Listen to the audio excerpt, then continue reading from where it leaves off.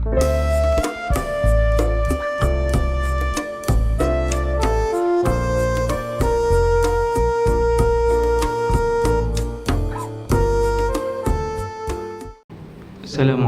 warahmatullahi wabarakatuh.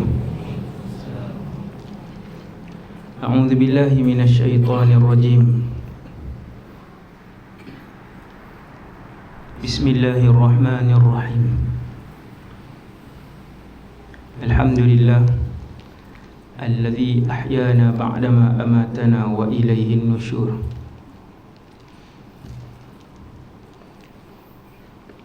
وأفضل الصلاة وأتم التسليم على سيدنا محمد بن عبد الله الأمين وعلى آله وأصحابه ومن تبعهم بإحسان إلى يوم الدين ولا حول ولا قوة إلا بالله العلي العظيم ولا حول ولا قوة إلا بالله العلي العظيم ولا حول ولا قوة إلا بالله العلي العظيم. Rabbi syrah li sadri wa yassir li amri wahlul 'uqdatam min lisani yafqahu qawli. Allahumma hdi qalbi wa saddid lisani bihaqqi sayyidina Muhammad sallallahu alaihi wasallam. Terima kasih kepada pengacara majlis, seterusnya ibu-ibu dan ayah-ayah yang dirahmati Allah Subhanahu wa taala sekalian. Pagi ini saya dijemput oleh kawan lama di Syria dulu, Ustaz Kashfi, untuk hadir dalam majlis bersama dengan tuan-tuan, puan-puan semua, untuk kita berada sekali lagi dalam majlis ilmu. Semoga Allah menggolongkan kita di kalangan orang yang ikhlas, dan majlis ini menjadi punca dan sebab untuk Allah meridai kita semua, insya-Allah. Sekarang dah masuk Rejab,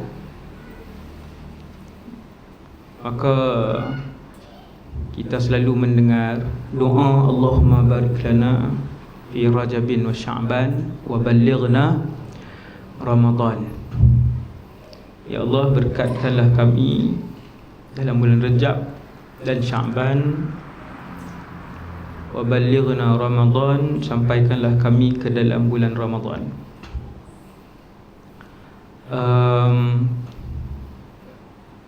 Bulan Rejab adalah bulan yang disebutkan oleh Allah dalam Quran sebagai salah satu daripada bulan-bulan haram.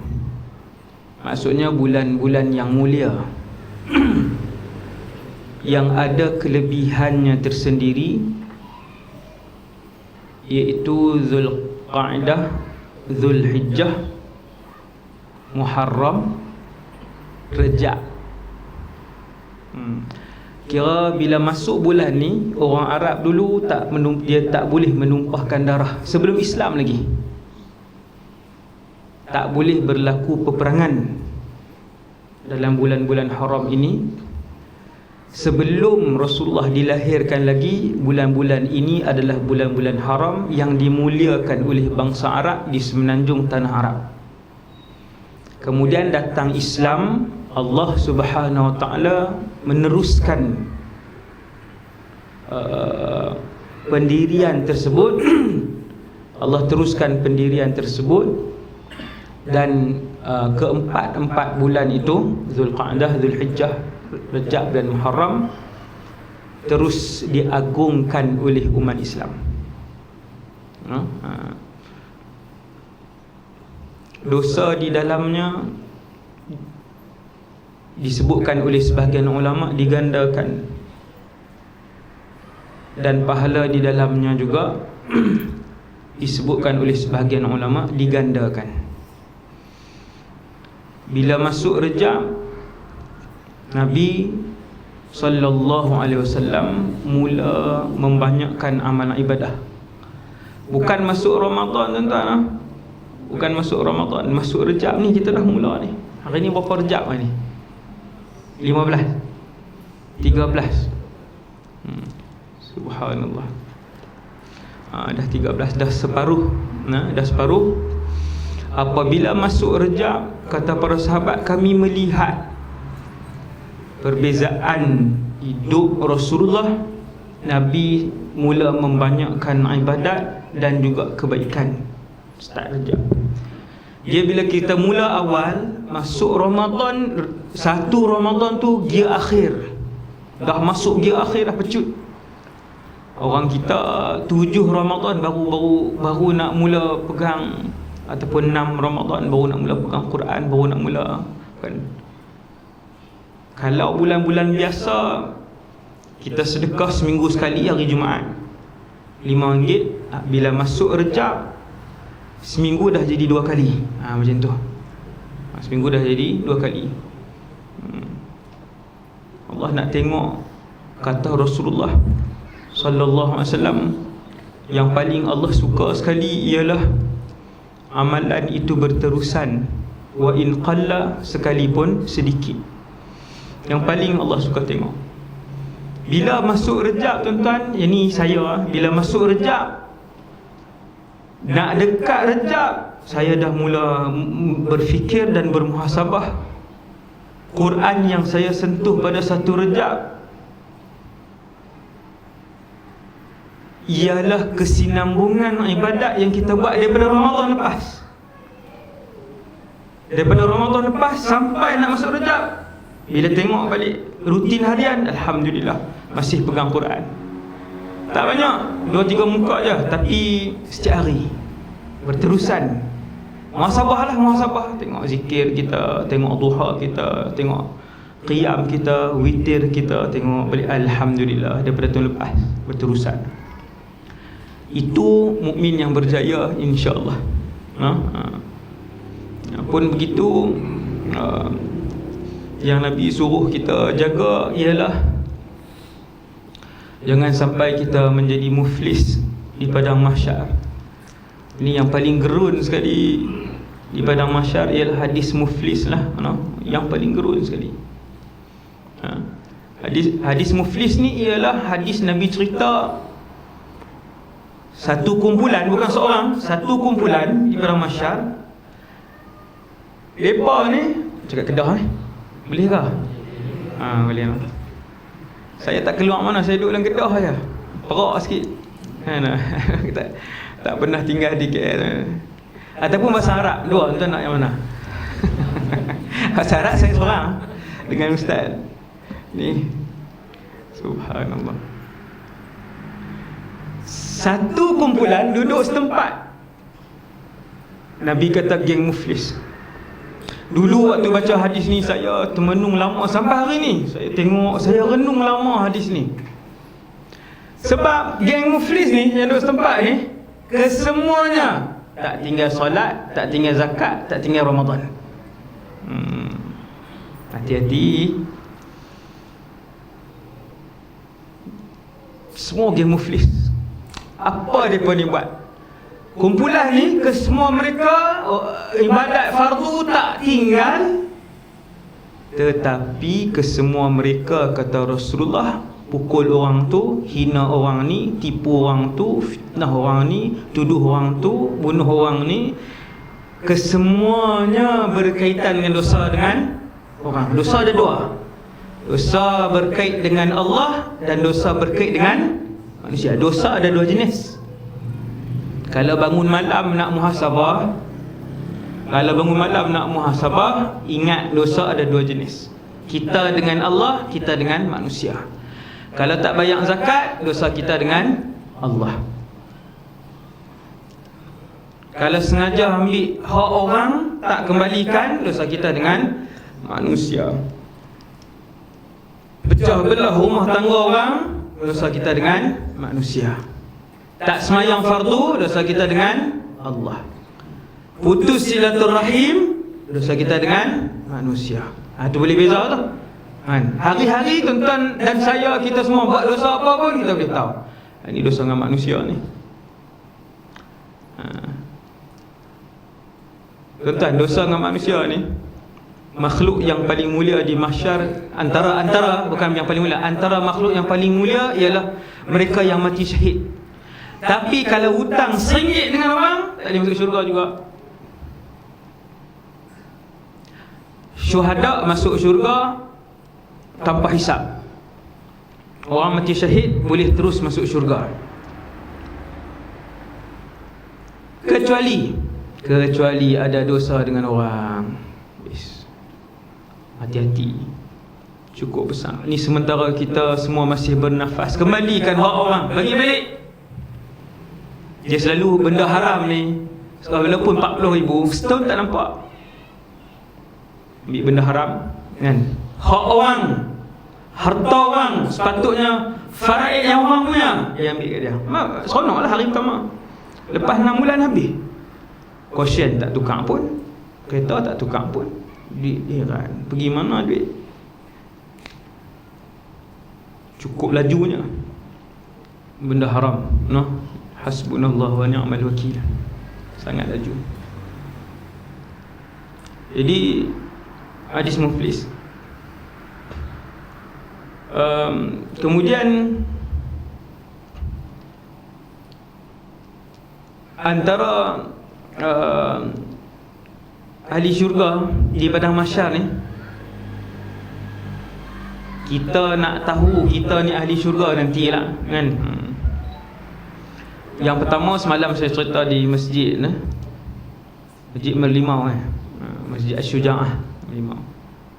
Yang pertama, yang paling mulia sekali, yang masuk syurga tanpa dihisab dan tanpa diazab. Yang tu semua orang faham dah lah, saya sebut semalam. Salah satu keistimewaan umat Rasulullah sallallahu alaihi wasallam yang tidak dimiliki oleh Nabi dan Rasul lain. Tu boleh buat tajuk ceramah tuan-tuan. Suruh ustaz tu ceramah, ustaz tu ustaz mana-mana lah kan. Antara keistimewaan yang diperolehi oleh umat Rasulullah yang tidak diperolehi oleh mana-mana Nabi dan Rasul. Bukan tidak diperolehi oleh umat lain, Nabi dan Rasul lain pun tak dapat. Antaranya yang ni, masuk syurga tanpa hisab. Hisab tu perhitungan, tak payah kira dah. Kira nama tak bagi. Allahu Akbar. Tuan-tuan, semua orang nak. Semua orang nak.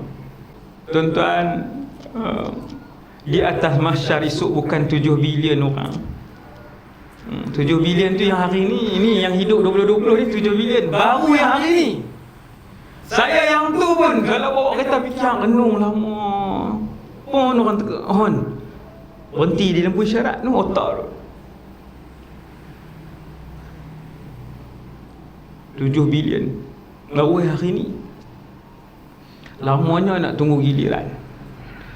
Tiba-tiba Allah Subhanahu Wa Taala suruh Rasulullah panggil nama-nama yang terus masuk syurga. Isbayang waktu tu. Saya yakin semua orang terus sujud kepada Allah waktu tu, di atas kegembiraan yang penuh. Ada peluang tak untuk minta? Mesti ada. Kena tinggi baik sangka dengan Allah Subhanahu Wa Taala. Hidup ni kata Allah, aku akan berurusan dengan orang itu seperti mana yang dia sangkakan padaku. Ingat, tuan-tuan, sangka Tuhan apa? Tuhan Maha Kaya, maka Allah kaya dan Allah akan mengayakan kita. Ana inda husni dhanni abdi bi, kata Allah.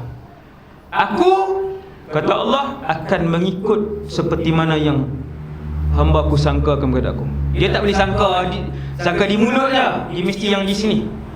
Sangkaan kita, husnuzan kita, keyakinan kita kepada Allah mesti daripada sini, daripada hati, iman.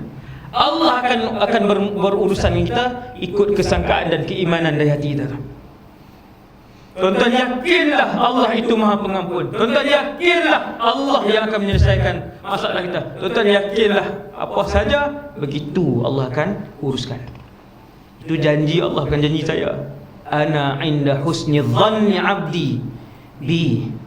Aku adalah seperti mana baik sangkanya hamba-Ku kepadaku. Kalau dia buruk sangka, aku akan buat macam tu. Dia kata Allah Ta'ala tak bagi yang ni, aku akan buat begitu. Yakinlah dengan Allah untuk dimasukkan ke dalam syurga. Yang lebih penting daripada tu untuk mendapat redha Allah Subhanahu Wa Ta'ala. Kumpulan yang kedua yang dia insya-Allah ahli syurga ialah apabila mendapat buku dengan tangan kanan, insya-Allah. No? Dan yang ketiga, ada satu orang bila dipanggil nama dia ni, Tuhan panggil nama dia, kemudian ditimbang amalan dia. Ditimbang. Tuan-tuan, mizan itu wa nadhul mawazin al-qist li-yaumil qiyamah. Kata Allah, kami akan bawa mai. Tu terjemah bahasa Kedah tu.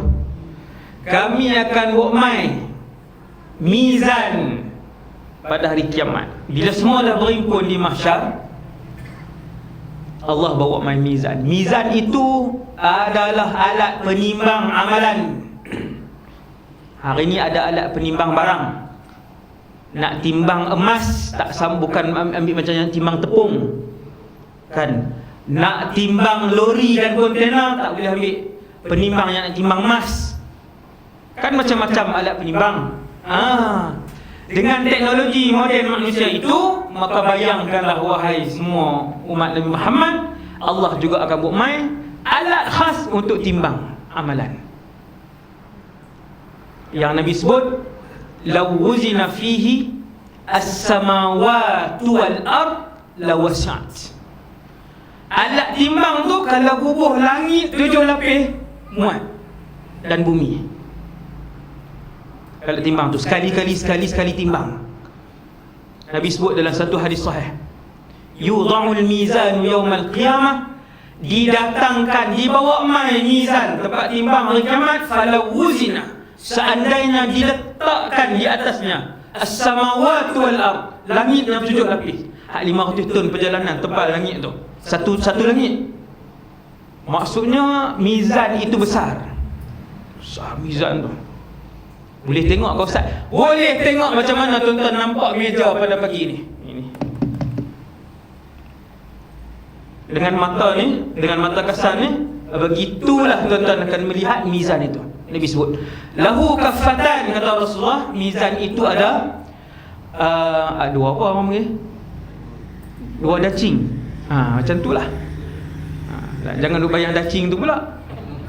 Tu nama hak timbangan di dunia ni, hak yang Allah buat, bentuk dia macam mana lain pula. Tapi dia ada dua tempat.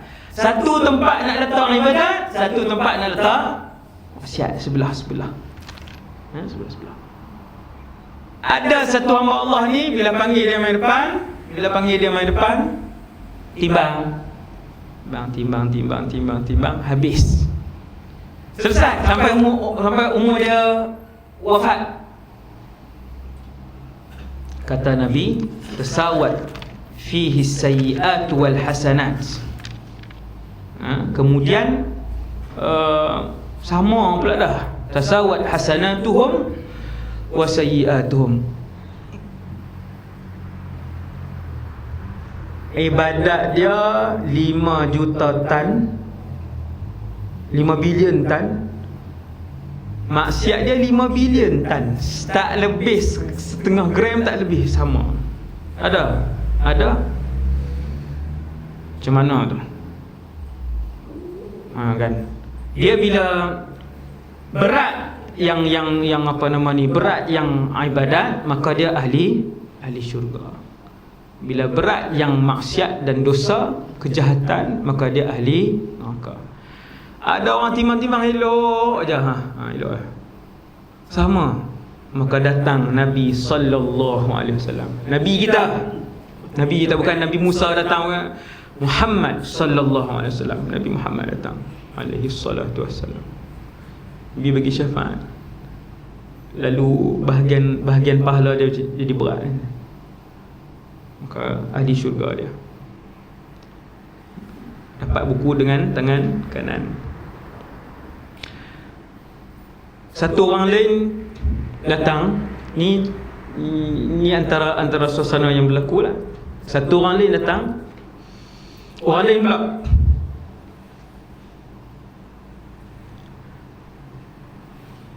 Muslim, dia ni Islam tapi ada dosa, mukmin tapi ada dosa. Maksudnya tak sempat habis. Tak sempat habis ketika hidup di dunia. Dia begini tuan-tuan, orang kafir terus masuk neraka, syaitan terus masuk neraka, tidak ditimbang. Orang mukmin yang berdosa, orang mukmin ni ada dua. Satu yang ketika mati dosanya telah pun habis, dia bertaubat, habis. Pernah tak dia melakukan dosa? Pernah. Tetapi sepanjang hidupnya dia telah bertaubat dan dia tidak mengulangi dosa-dosa itu. Ketika mati bersih dia 100%. Ada tak? Ada. Ini saya nak cerita antara keadaan. Semoga Allah mengampunkan dosa kita semua. Antara keadaannya, orang itu, satu orang ni, semua dosa dia selesai dah. Maka dia ditimbang, tetap dipanggil, nama dia tak dipanggil, dan ditimbang dia. Ditimbang macam tu. Yang dosa tu kosong, yang pahala masuk syurga. Ada orang mukmin tapi waktu mati tak sempat padam semua. Tak sempat, ada lagi di sini sikit dosa, di sini sikit, maka dia bawa sikit. Bawa sikit cara kita, tuan-tuan, bukan sikit cara para rasul. Sikit cara para rasul macam Nabi Nuh, Nabi Musa, Nabi Isa, Nabi Ibrahim, itu sikitlah. Ketika presiden-presiden para rasul ni menyebutkan kesalahan-kesalahan mereka yang mereka takut, Nabi Ibrahim disebut, dia kata seumur hidup dia, Nabi Ibrahim kata dia pernah buat kesalahan, iaitu berbohong 3 kali seumur hidup. Kita sehari 13 kali. Nabi Ibrahim seumur hidup 3 kali. Bohong apa ya Rasulullah? Nabi yang cerita. Nombor 1, Nabi Ibrahim dia tak pergi orang buat pesta, orang buat jom heboh. Ada menyanyi artis kan, artis yang bukan telanjang bulat. Maksudnya yang pakai ketat, nampak situ, nampak sini, menari. Ramai kan orang duduk bawah, seronok kan. Ada pesta di kampung Nabi Ibrahim, di daerah Nabi Ibrahim, pesta besar, mega punya. Bila dia tak pergi, Nabi Ibrahim kata, inni saqim, aku sakit. Nabi Ibrahim ketika itu sihat walafiat. Yang dia sakit ialah hati dia. Yang tu dia kata bohong, padahal memang dia sakit. Orang beriman tuan-tuan, cuba tunjuk maksiat kat dia. Sakit ni, sakit dalam sakit. Itu sakit Nabi Ibrahim AS. Dan dua lagi yang dia kata dia bohong tu macam itulah kan. Bila orang keluar pergi pesta, dia pecahkan semua berhala yang paling besar, dia tinggalkan kapak dekat berhala tu, dia tak pecahkan. Bila orang balik, heret dia tanya, ni siapa yang pecahkan? Dia kata kapak ada dekat siapa? Tanyalah yang besar tu, mungkin dia yang pecahkan, kapak ada dekat dia. Maka yang tu dia kata dia berbohong. Tuan-tuan, senipis itu je yang dia lakukan Ibrahim AS. Dah berasa tak boleh nak tak ada ruang dah di hadapan Allah untuk bercakap. Maka satu orang ni tuan-tuan, ini bukan untuk semua orang. Ini kisah-kisah tertentu. Macam orang yang tadi sama pahala dan dosa ni bukan semua orang. Sebahagian kecil orang timbang-timbang betul-betul sama. Betul-betul sama.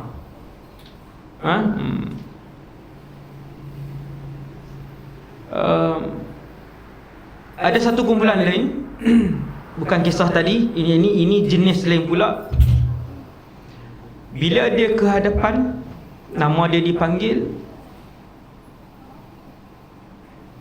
Allah Subhanahu Wa Taala berbisik-bisik dengan orang ini,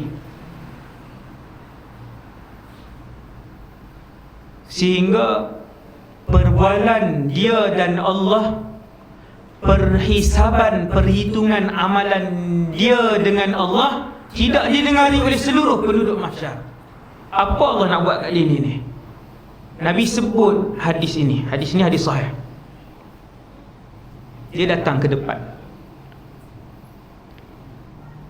Kan setiap orang yang datang di depan nanti kesemuanya akan bercakap langsung terus dengan Allah, tapi tak nampak. Bercakap langsung terus dengan Allah, tidak ada penterjemah dan tidak ada perantara di antara dia dengan Allah terus. Semua orang tengok. Satu mahsyar melihat dan mendengar ketika itu. Melainkan kumpulan ni, kenapa ni? Kenapa Allah berbisik-bisik ataupun Allah meletak tirai seolah-olahnya begitulah, sehingga penduduk mahsyar tidak mendengar apa yang berlaku di antara dia dengan Allah. Nabi ceritakan benda ni. Nabi kata, Allah Ta'ala sebut kepada lelaki ni, ya fulan, wahai fulan. Fulan ni nama dia lah. Ya fulan ibna fulan, ata'rifu dhanba kadha. Dulu duduk di sekian-sekian, ingat tak pada hari sekian, tarikh sekian, masa sekian kamu buat dosa ini. Detail tak tuan-tuan? Detail. Dia pun ingat. Dia kata, na'am ay Rabb, ya wahai Tuhan. Ay itu wahai, kata seru. Ay ayah, ya, itu semua tu kata seru. Ya wahai Tuhan. Kemudian Allah Ta'ala sebut lagi, ingat tak hari Selasa, jam sekian, tarikh sekian, tempat sekian, kamu telah melakukan sekian dosa. Dia kata, ya wahai Allah, saya ingat. Ingat tak pada hari Rabu, tarikh sekian, hari sekian, tahun sekian, tempat sekian, kamu buat dosa sekian. Satu-satu Allah sebut kat dia. Satu-satu. Dia mukmin. Dia tak pernah mensyirikkan Allah, tapi dia ada dosa. Allah sebut yang minggu tu, Allah sebut yang bulan ni, Allah sebut yang bulan 6, Allah sebut satu-satu. Dalam hati dia kata, hari ini ke neraka lah tempat aku, hari ini binasalah hidup aku. Bila Allah peringat, last sekali kata Allah, kamu mengaku tak semua dosa yang kamu buat? Dia kata, ya wahai Allah, aku mengaku semua dosa. Tuan-tuan, tak mengaku macam mana? Kita hari ni dalam mahkamah pun, bila orang buat main bukti, mula-mula dah, saya tak buat, saya tak lakukan, saya tak apa, bawa bukti, ya, bohong dulu lah. Tapi di akhirat tak boleh bohong. Allah bawa mai. Ni rakaman ni. Yang ni baru teknologi manusia. Boleh rakam sampai 2 terabyte, 4 terabyte, boleh rakam sampai lagi besar simpanan tu, boleh rakam ribu-ribu jam, boleh simpan rakaman. Ni baru teknologi rakaman sebiji. Kalau ikut kita, nonton kamera yang ada, yang boleh simpan, yang storage dia sampai, diikut kita rakam. Tu baru manusia punya rakaman Allah. Ya wahai Allah, aku lakukan semua dosa-dosa tu. Lalu kata Allah, satartuha alaika fid dunya. Wahai anak Adam, aku sembunyikan semua dosa itu ketika kamu hidup di dunia. Aku yang simpan, aku yang satar, aku yang sembunyikan. Wa ana aghfiruha lakal yawm. Hari ini aku ampunkan dosa itu kepada kamu. Dia saja, jangan kata lega semua orang yang buat dosa. Siapa lelaki itu? Wallahu ta'ala alam. Betul harap yang tu? Betul. Wa yaghfiru ma duna dhalika liman yasha. Sesungguhnya Allah tidak akan mengampunkan orang yang mensyirikkan dia. Ini ayat daripada awal. Sambungan ayat tu, wa yaghfiru ma duna dhalika liman yasha. Dan Allah berhak membuat keputusan untuk siapa orang di kalangan orang mukmin yang Allah nak ampunkan, dan siapa orang mukmin yang Allah tak mau ampunkan.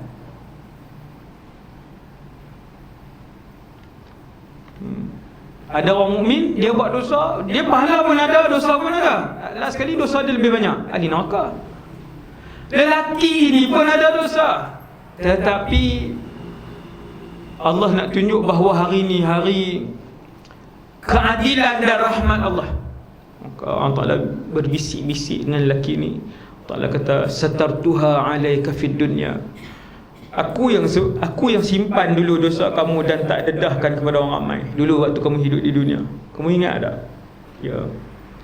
Wa ana aghfiruha lakal yaum, dan aku jugalah yang mengampunkan kesemua dosa kamu tersebut. Ni jadi berlaku juga di mahsyar nanti. Kita yang dah mendengar hadis ni, kita tengok, oh gitu. Kumpulan seterusnya kumpulan yang disebut Ahlullah. Disebut ahli keluarga Allah. Bukan anak-anak dan saudara mara Allah, bukan. Tetapi untuk mengagungkan, memuliakan kedudukan mereka disebut innalillahi ahlin. Sesungguhnya Allah mempunyai ahli-ahli keluarganya. Kaabah orang sebut apa tuan?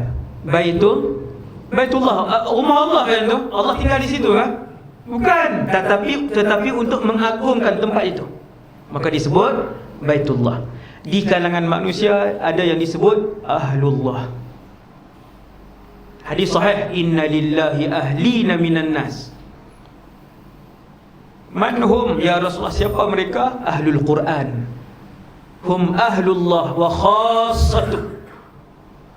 Mereka yang hidup siang malam dengan Al-Quran. Mereka yang jiwanya jiwa Al-Quran. Mereka yang kerinduannya setiap hari adalah kepada Al-Quran. Tuan-tuan, kita masih hidup, masih punya masa untuk kembali kepada Al-Quran. Beli Quran kecil letak. Tak mau beli Quran kecil, dalamnya dah baca. Naik kereta baca.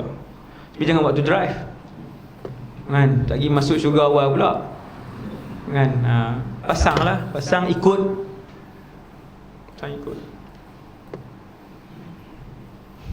Kita tak suruh baca sehari 10 juzuk. Kita tak suruh baca sehari sejuzuk.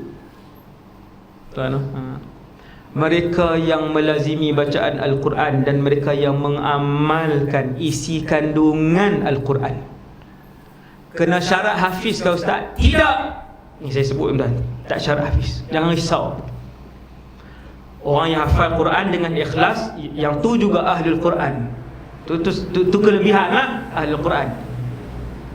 Adapun yang tidak menghafal Quran tetapi mencintai Al-Quran, mengamalkan Al-Quran, setiap hari baca Quran, mereka akan dibangunkan di padang mahsyar sebagai ahlul Quran. Tuan-tuan, orang bila dah menjadi ahlullah, apa Allah buat kat dia? Ahlullah bangun di mahsyar nanti bila berjalan sampai di mahsyar, malaikat panggil, sini, malaikat panggil nama dia, mai sini, duduk sini. Ke mana ni? Ahlul Quran. Duduk kumpulan ahlul Quran. Dia syuhada, duduk yang syuhada. Ahlul Quran, duduk yang ahlul Quran. Yang sedekah, yang suka sedekah, banyak sedekah, duduk kumpulan sedekah. Yang banyak puasa, duduk kumpulan banyak berpuasa. Yang gila artis, duduk dengan geng artis. Yang setiap kumpulan dibangkitkan oleh Allah mengikut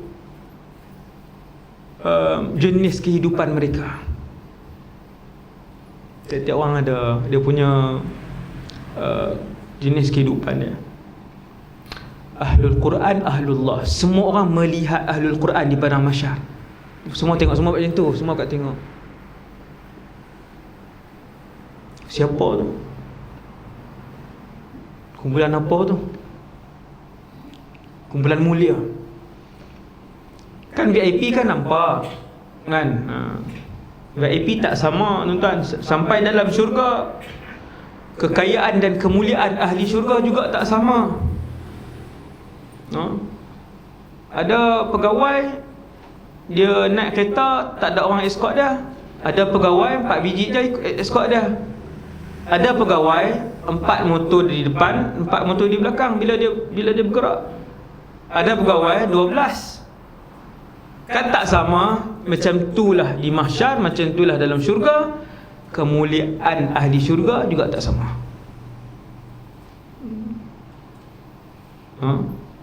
Wa fi dzalika falyatanafasil mutanafisun. Dan dalam mendapatkan redha Allah, pahala yang banyak, maka berlumba-lumbalah orang-orang yang beriman. Dia baca Quran tak sama dengan bilangan kita baca Quran. Dia puasa sunat tak sama dengan bilangan puasa sunat kita. Subhanallah. Berlumba. Ahlul Quran. Sudahlah Allah muliakan Ahlul Quran ni. Allah sebut Ahlullah. Ahlullah.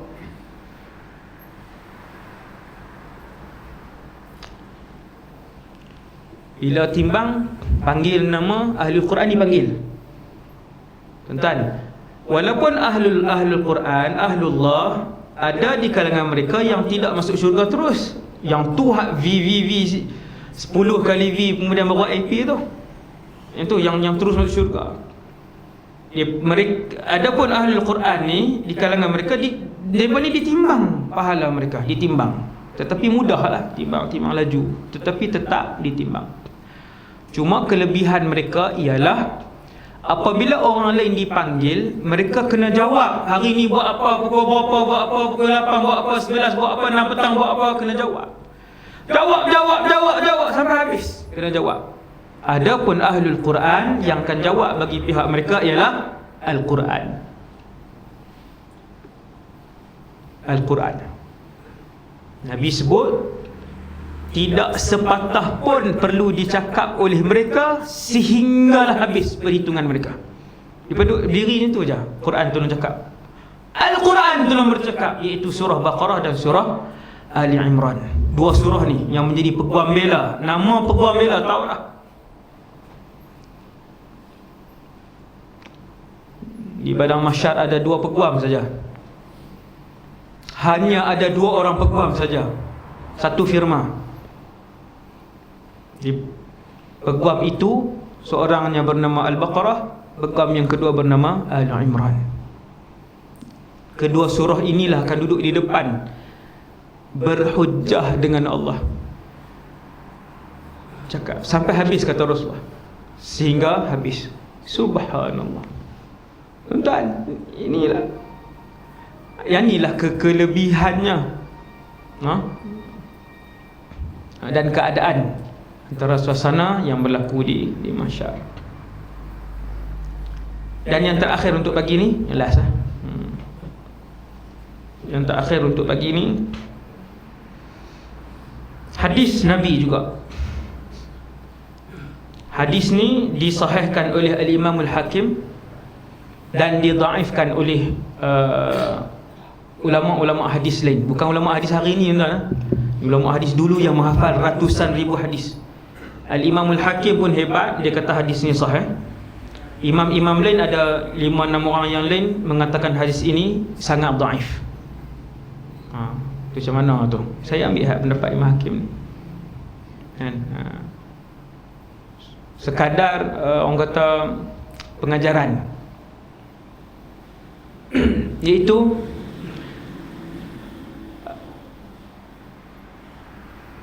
satu orang dipanggil, kemudian ditimbang. Bila habis timbang, tuan, Allah akan umumkan lelaki ini telah habis ditimbang semua amalan ibadat dan dosa dia. Siapa yang nak tuntut kepada dia sesuatu, ini sakit ni. Ini sakit. Yang ni cukup sakit punya. Kata Ibnu Abbas, sehinggakan ada orang yang datang di kalangan yang berpuluh ribu yang datang di belakang yang nak tuntut. Puluh ribu tuan yang datang nak tuntut. Salah seorang datang tu, bila orang Ta'ala tanya, apa yang kamu nak tuntut? Saya pernah berselisih dengan dia. Tak kenal pun, tak kenal. Berselisih sekali je semua hidup. Saya senyum kepada dia. Dia tak membalas senyuman itu. Dia tarik muka, hari ni saya nak tuntut daripada dia senyuman. Kalau senyum dituntut, hutang RM10, tuntut. Maka ramai yang datang, ramai. Dia ni, lelaki ini dalam hadis ni, bila habis, datang satu orang, ya Allah, dia banyak buat zalim kepada aku. Dulu rumah aku, di belakang rumah dia, dia suka buang sampah. Kemudian tiap-tiap 2-3 hari dia bakar sampah, asap semua masuk dalam rumah aku. Seminggu 2 kali mesti masuk rumah aku. Dia pun sebut kecil-kecil kan, kecil-kecil lah. Ni saya buat contoh, yang dosa-dosa tu saya buat contoh supaya tuan-tuan nampak. Pasang lagu jiran tak boleh tidur, sengaja bising, sengaja macam tu lah. Lalu kata Allah, faqala Allah, macam mana kamu nak ambil pahala dia? Sebab tadi sudah ditimbang dan pahala dia tak ada dah. Lam yabqa min hasanatihi syai', kata Allah. Pahala dia ni tak ada dah, wahai fulan. Ni lelaki yang datang nak tuntut tadi. Lalu dia kata, ya Allah, kalau macam tu ambil dosa aku lah, letak kat dia macam biasa. Tuan-tuan, di mahsyar esok semua orang faham dah. Apabila satu orang tu selesai ditimbang dosa dan pahala dia, orang-orang yang dizalimi akan datang nak tuntut. Mereka yang datang nak tuntut tu akan mengambil pahala orang tu. Dan setelah habis pahala orang tu, masih ada lagi orang yang dizalimi datang tuntut hak, akan dipindahkan dosa mereka bagi orang tu lah. Maka lelaki ni jawab, bila orang tak kata ni pahala dia habis dah, dia kata, ya Allah, pindahkan dosa aku. Fadharafat aina Rasulillah, Nabi mengalir mata laju ni, menangis Rasulullah bila Nabi cerita ni. Bila Nabi sebut, kata lelaki tu kata, ambil dosa aku ya Allah, pindah kat dia. Tuan-tuan jangan kata, ish, yang tu orang tak kenal aku ustaz no. Saya nak bagi tahu, seorang anak akan mohon untuk Allah pindahkan dosa dia untuk ibu dia di mahsyar. Seorang isteri akan mohon untuk dosa dia dipindahkan kepada suami dia nanti di mahsyar. Ni saya sebut dia siap. Sebab tuan-tuan tak anggap bahawa orang luar kot ustaz yang minta tu. Yauma yafirrul mar'u min akhihi wa ummihi wa abihi wa sahibatihi wa banihi. Siapa dia tu? Anak, isteri, suami, ibu, ayah. Tak heran kakak, abang, adik. Maka lelaki ni kata, ya Allah, pindahkan dosa aku kepada dia. Tuan-tuan, daripada kita yang nak kena masuk dalam neraka Jahannam tu, neraka yang bukan sedang membakar, yang telah siap membakar, daripada kita nak masuk, baik dia yang masuk. Siapa dia tu? Adik dia, adik kandung. Takkan aku yang nak masuk. Hasbunallah wa ni'mal wakil. Kemudian Allah tunjukkan kepada lelaki itu sesuatu. Lelaki ini yang dizalimi tadi ni, Allah Ta'ala kata, irfa' basaraka fanzur. Angkat pandangan kamu, tengok di depan. Maka dia pun nampak bandar daripada emas, rumah-rumah daripada emas, sungai yang mengalir, satu bandar raya. Dia kata, ya Allah, kesemua bandar raya mewah tadi ini milik siapa? Adakah milik para nabi atau mana-mana para syahid yang dahsyat tadi? Allah Ta'ala pun sebut kepada orang yang membayar harganya. Lelaki yang dizalimi itu kata, wa man yamliku dhalik, siapa yang boleh bayar harga yang semahal itu ya Allah? Allah Ta'ala kata, anta tamlikuhu, kamu memiliki harganya. Dengan apa aku memiliki harganya ya Allah? Lalu Allah sebut, bi'afwika an akhik, seandainya kamu mengampunkan dosa sahabat kamu tadi, saudara kamu tadi yang kamu minta dia. Bi'afwika an akhik, ya Rab, kata lelaki tadi yang dizalimi itu, inni qad afautu anhu bersaksilah aku mengampun dan memaafkan dia. Lalu kata Allah, khudh biyadi akhika wa adkhilul jannah. Pimpin tangan kawan kamu, masuklah syurga dua-dua kamu. Ni ada orang ni. Bukan semua orang tadi tu nak kata saya nak yang tu lah ustaz. Saya nak nombor 4 tadi ustaz. Banyak cantik nak pilih-pilih, ingat pak menakan kah? Kan? Itu Allah yang memilih. Semoga kita diridai dan dirahmati oleh Allah SWT, dan semoga kita semua dimasukkan oleh Allah SWT dalam syurga Firdaus bersama dengan seluruh ahli keluarga kita, melihat wajah Allah, hidup bersama dengan Nabi SAW, kekal bersama dengan seluruh ahli keluarga kita dalam syurga Firdaus. Wa sallallahu ala sayyidina Muhammad wa ala alihi wasallam. Walhamdulillahirabbil alamin. Assalamualaikum warahmatullahi wabarakatuh.